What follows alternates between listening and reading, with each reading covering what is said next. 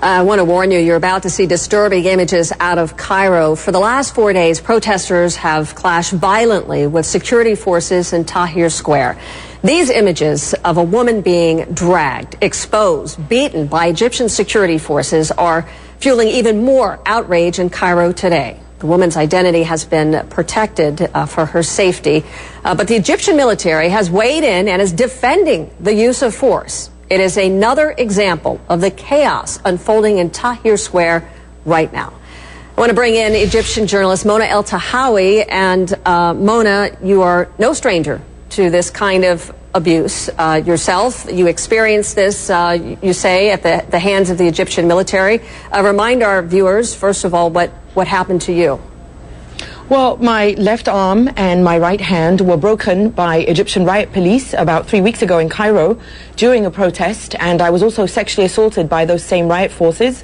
And I was detained by the police and then the military for a total of almost 12 hours, 2 of which I was blindfolded and interrogated. And I hold the Egyptian military, namely the Supreme Council of the Armed Forces, responsible for all of that, because they're the ones who are supposed to be running the country. And clearly, as the images you just showed show us, they're doing a terrible job of running Egypt right now.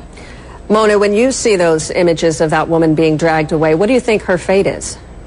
Well, first of all, I hope she survived. I hear from various people that she did survive, but I hope that she is able to recover. I hope that she's given the space and the therapy and whatever physical and emotional care that she needs to recover, because I cannot even begin to imagine what she went through.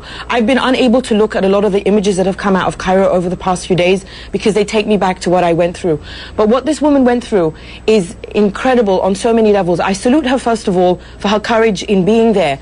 But second of all, I think what she does, and especially this picture that we're seeing right now, is that it exposes once and for all and kills any denial about the Egyptian regime, whether it was under Mubarak or now under the military, and their use of systematic sexual violence against women in Egypt. It is a shame. It has been denied for too long, and we must expose it at every level. And this is, unfortunately, her tragic case has allowed us to do that very publicly. Mona, how does this change here? I mean, this started as a revolution. There was a lot of support for the military. Now it seems that the military is turning against the people that they say they were representing here. How do you manage this situation where security forces are not giving over their control to this new government? Right. Well, you know, from the very beginning, Suzanne, many of us were warning about the military. Many people thought the military were the guardians of the revolution because they didn't open fire on people. But from the beginning, the military have been violating people's rights, have been detaining them. Remember the virginity tests in March. One of the women that is taking the military to court for those so-called virginity tests, which are essentially sexual assaults, she was also detained over the past few days in Cairo.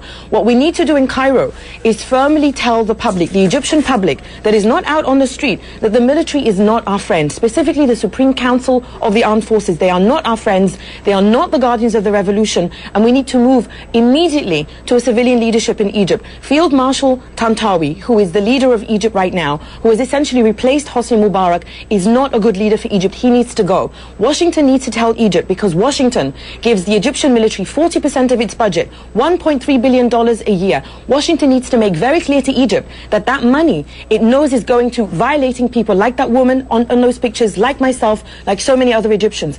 Every government that supports the Egyptian regime must stop, because the money that goes to the Egyptian regime, the Egyptian military, is being used to abuse people, and we need to revert to civilian leadership immediately in Egypt. Right. Okay, Mona Eltahawy, thank you very much, Mona. I appreciate your perspective.